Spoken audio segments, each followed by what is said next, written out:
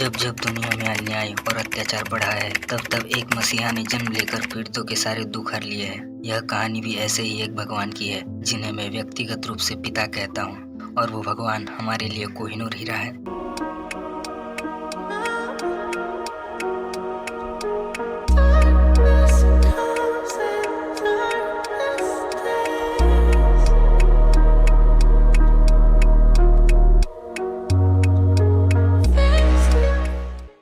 दिन था 14 अप्रैल 1891 जब हमारे कोहिनूर ने जन्म लिया, और उनके जन्म के बाद रूढ़ी और रूढ़िवादियों की उल्टी गिनती शुरू हो गई, क्योंकि इस देश से रूढ़ियों को उखाड़ फेंकने वाला बाप पैदा हो चुका था, और वो बाप था डॉक्टर B.R. अम्बेडकर।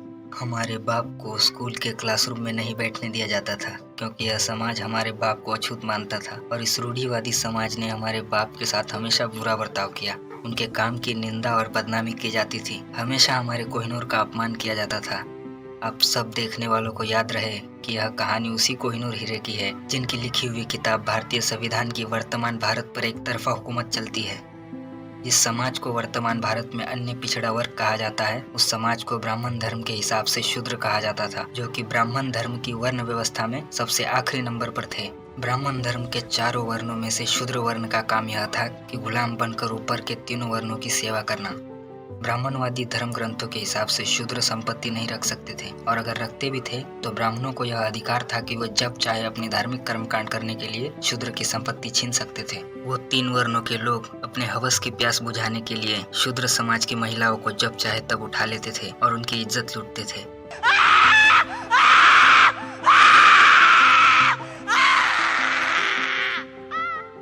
तीन वर्णों के लोग अपने शूद्र गुलामों को झूठा खाना खिलाते थे, फटे पुराने कपड़े पहनने के लिए देते थे, और वो शूद्र गुलाम उन लोगों से उम्र में कितना भी बड़ा हो, लेकिन गुलाम के लिए अभद्र भाषा का उपयोग करके उन शूद्र गुलामों का हर वक्त अपमान किया जाता था। उस वक्त शूद्रों के लिए मौत से भी बदतर जिंदगी थी। शूद्रों को पढ़ने का अधिकार नहीं था, अपना जीवन सुधारने का अधिकार नहीं था।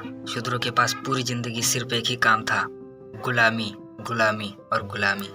वर्तमान भारत में जिस समाज को अनुसूचित जाति, अनुसूचित जनजाति कहा जाता है, उस समाज को ब्राह्मण धर्म के हिसाब से अछूत कहा जाता था। ये अछूत लोग प्राचीन भारत में बहुत स्वाभिमानी हुआ करते थे, और ये किसी की भी गुलामी स्वीकार नहीं करते थे। लेकिन ब्राह्मणवादियों ने SC/ST की शिक्षा व्यवस्था पर वार करके इनसे अपना असली इतिहास पीढ़ी दर पीढ़ी भुलवा दिया और इन्हें अछूत का दर्जा दे दिया। इनकी हालत शूद्रों से भी बदतर कर दी। SC/ST से भी शिक्षा का अधिकार छीन कर ब्राह्मणवादियों ने इनका ऐसा बहिष्कार किया कि कोई इन्हें ना छुए, और इन्हें बस्तियों के बाहर भगा दिया, ताकि ये लोग अच्छे सामाजिक जीवन के संपर्क में ना रहे और इनका अस्तित्व खत्म हो जाए, और ब्राह्मणवादी आराम से अपना धंधा चला सके। ब्राह्मणवादियों का धंधा यह था कि समाज के सभी लोगों का काल्पनिक देवी देवताओं के नाम पर, धार्मिक कर्मकांडों के नाम पर पैसा लूटना, शोषण करना। ब्राह्मणवादी हमेशा से दूसरों के हराम की कमाई पर जीते हैं। ब्राह्मणवादियों ने ऐसे नियम बनाए थे कि कोई भी अछूत दिन के समय घर से बाहर ना निकले, ताकि उनके शरीर की छाव किसी सवर्ण पर ना पड़ सके। और जब भी कोई अछूत घर से बाहर निकले तो अपने गले में एक मिट्टी का घड़ा और पीछे से कमर में झाड़ू बांध ले, ताकि जब वो थूके तो उस घड़े में थूके,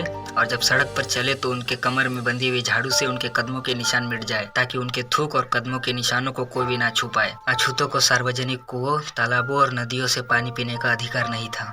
लेकिन अगर गलती से किसी अछूत या शूद्र ने पानी पी लिया तो उसके साथ बड़ी बेरहमी से अत्याचार किया जाता था। शूद्र और अछूतों को ब्राह्मणी धर्म ग्रंथ पढ़ने, बोलने और सुनने के लिए कठोर मनाही थी, और किसी शूद्र या अछूत द्वारा ऐसा करने पर उनकी जुबान काट ली जाती थी, या उनके कान में गर्म शीशा पिघला कर डाल दिया जाता था, या फिर लगभग 500 सेंटीमीटर लंबी लोहे की छड़ी गर्म करके उनके मुंह में घुसेड़ दी जाती थी। कभी कभी शूद्रों में भय पैदा करने के लिए किसी शूद्र के गुप्तांग काट लिए जाते थे। ऐसे तुच्छ कानून ब्राह्मणी ग्रंथ मनुस्मृति में लिखे हैं। इसीलिए हमारे पिता डॉक्टर B.R. अम्बेडकर ने 25 दिसंबर 1927 के दिन मनुस्मृति का दहन किया था, और मनुवादियों को यह संदेश दिया था कि हम तुम्हारे गुलाम नहीं हैं और तुम्हारा अत्याचार सहन नहीं करेंगे। 20 मार्च 1927 को डॉक्टर B.R. अम्बेडकर ने महाड़ सत्याग्रह यानी पानी का आंदोलन किया था। मतलब शूद्र अछूतों को पानी पीने का अधिकार भी बाबा साहेब के संघर्षों के कारण मिला था। 2 मार्च 1930 के दिन डॉक्टर B.R. अम्बेडकर ने नासिक में कालाराम मंदिर सत्याग्रह किया था, जो कि मंदिर प्रवेश के लिए था। लेकिन मनुवादियों ने उस दिन मंदिर के दरवाजे बंद करके यह सिद्ध कर दिया था कि मंदिर में एक कुत्ता प्रवेश कर सकता है लेकिन शूद्र और अछूत नहीं। इस सत्याग्रह से यह बात जरूर साबित होती है कि जो SC ST OBC वर्तमान में काल्पनिक देवी देवताओं को मानते और पूजते हैं तो उनको मानने और पूजने का अधिकार भी बाबा साहेब ने दिलवाया था। हाँ, वो बात और है कि यह सत्याग्रह मंदिर में जाकर पूजा करने के लिए नहीं था, बल्कि उस वक्त अंग्रेज हुकूमत और मनुवादियों के सामने यह साबित करने के लिए था कि शूद्र और अछूत भी इंसान है, तो औरों की तरह उन्हें भी देश की सार्वजनिक संपत्ति में जाने का, घूमने का अधिकार होना चाहिए। हमारे पिता डॉक्टर अंबेडकर द्वारा किए गए सत्याग्रह एंटी कास्ट मूवमेंट थे और इन सत्याग्रहों में बाबा साहेब द्वारा दिए गए सारे सिद्धांत मानवीय मूल्यों पर आधारित थे। राउंड टेबल कॉन्फ्रेंस में बाबा साहेब ने अछूतों के लिए निजी चुनाव आयोग और अन्य अधिकार निजी तौर पर मांगे थे, लेकिन महात्मा गांधी ने विरोध करते हुए कहा था कि अछूत हिंदू है और उन्हें अल्पसंख्यक माना जाए।